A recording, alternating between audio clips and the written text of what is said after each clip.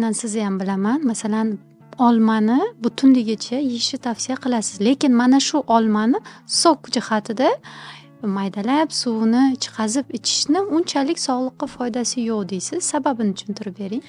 Sababi har bitta yaratilgan mahsulot o'zi mukammal.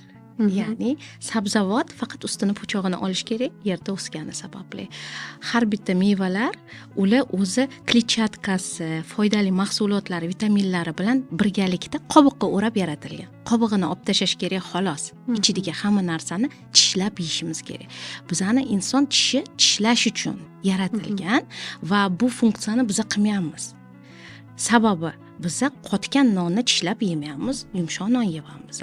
Biz ho'l mevalarni tishlab yemayapmiz, maydalab yeyapmiz.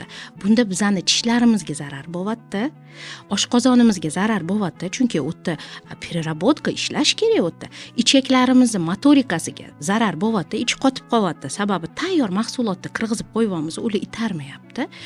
Hamma narsa joy-joyida bo'lishi uchun menimcha ho'l meva va sabzavotlarni to'g'ri iste'mol qilish kerak deb bilaman.